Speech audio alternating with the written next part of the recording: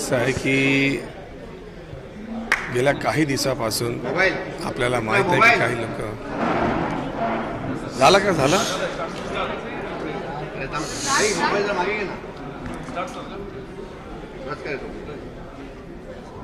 गेल्या काही दिवसापासून मीडियामध्ये आणि काही भारतीय जनता पार्टीचे नेते या कारवाईबद्दल बोलत आहेत. मला फक्त एवढंच सांगायचं आहे की पूर्ण महाविकास आघाडी, पूर्ण महाराष्ट्र आज नवाब मलिकच्या मागे आहे. मग ते नवाब मलिक असू द्या किंवा मंत्रिमंडळाचे दुसरे मंत्री असू द्या, सगळ्यांची नावं एक एक करून हे चाललेले आहेत. तर मला वाटत नाही की डेमोक्रेसीमध्ये हे योग्य आहे.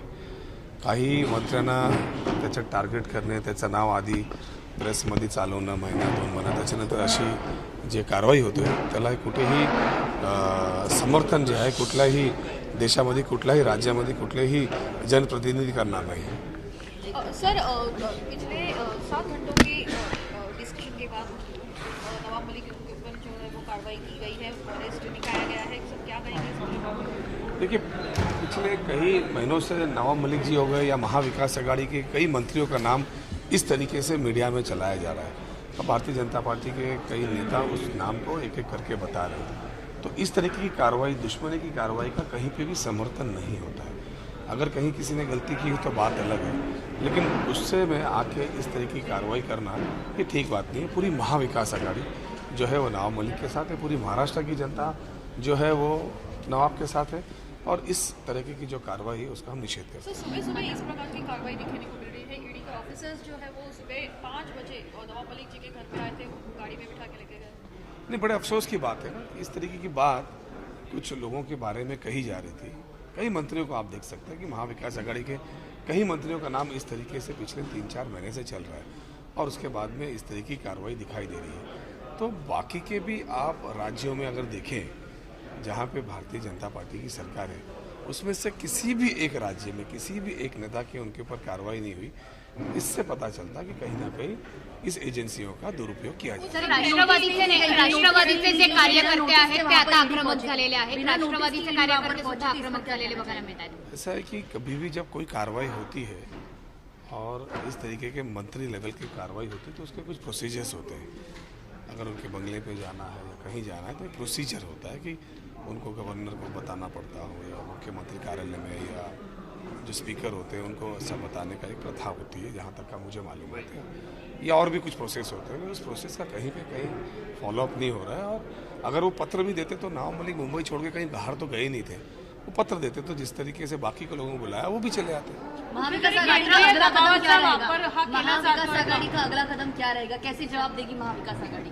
ऐसा है कि महाविकास आघाड़ी कम से कम बदले की राजनीति तो करती नहीं है. जो कायदे में बैठेगा, जो भी गलत होगा उसके ऊपर कार्रवाई होती है. अभी उन्होंने किसी के ऊपर कार्रवाई की, हमने कार्रवाई करना, ऐसा तो मेरे को लगता नहीं कि महाविकास आघाड़ी का कोई सोच है. तर शरद पवारांनी असं म्हटलंय की दाऊदचं नाव घेऊन मुस्लिम नेत्यांना टार्गेट केलं जातं. नहीं, जब से ये सरकार आई है भारतीय जनता पार्टी की केंद्र में, या जिन जिन राज्यों में आई है, उन्होंने सिर्फ एक ही डेवलपमेंट की काम किया है. वो है हिंदू मुसलमान, बड़ी जाति छोटी जाति, और इस तरीके की बातें ही कर रहे हैं. आज भी चुनाव जो लड़ा जा रहा है 5 राज्यों में, उनके मुद्दे क्या हैं? उनके मुद्दे कि कौन क्या खाएगा, कौन क्या पहनेगा, महिला हिजाब पहनेगी कि नहीं पहनेगी, टीका लगाया जाएगा कि नहीं लगाया जाएगा, टोपी पहनी जाएगी कि नहीं जाएगी. इन मुद्दों पर जब देश के चुनाव होने लगेंगे तो जो कांग्रेस ने पिछले 70 सालों में कुर्बानी करके देश को इतना आगे लाया था, ये देश को कहीं ना कहीं पीछे और कहीं ना कहीं खराब करने का काम चल रहा है. सर, ये नवाब मलिक यूपी इलेक्शन के लिए 25 तारीख को निकलने वाले थे. अहम वहाँ पर उनका जो मीटिंग था, कैंडिडेट को सपोर्ट करना था. कहीं ना कहीं ये सारी चीज़ें ध्यान में रख के कार्रवाई हुई, ऐसा लगता है आपको? नहीं, मैं खुद मीडिया से जानना चाहूँगा कि आज 7 सालों से जो है भारतीय जनता पार्टी की सरकार थी, तो ये हिजाब का मुद्दा क्यों नहीं आया? इससे पहले भी तो थी. चुनाव में वो देखते हैं कि उत्तर प्रदेश में उनके हाथ से चुनाव जा रहा है, वो जवाब नहीं दे पा रहे कि वो गंगा के अंदर लाशें कैसे बही. वो जवाब नहीं दे पा रहे कि कोरोना में जो माइग्रेंट वर्कर थे, जिनके पैरों में छाले आ गए थे, कई लोगों का बीच में एक्सीडेंट हो गया, कई लोग ट्रेन से ट्रैक पे चलते हुए मर गए. इन सारे प्रश्नों का वो जवाब नहीं दे पा रहे थे, तो लाके उन्होंने जो है इस तरीके के हिजाब का मुद्दा लाया. और आज बड़े अफसोस की बात है कि सारे टीवी चैनल में मैक्सिमम चैनल्स के अंदर बेसिक मुद्दों पे छोड़ डीएनए मराठीच्या बातम्या पाहण्यासाठी आणि अपडेट राहण्यासाठी आमचा चॅनल डीएनए मराठी लाईक करा आणि सबस्क्राईब करा.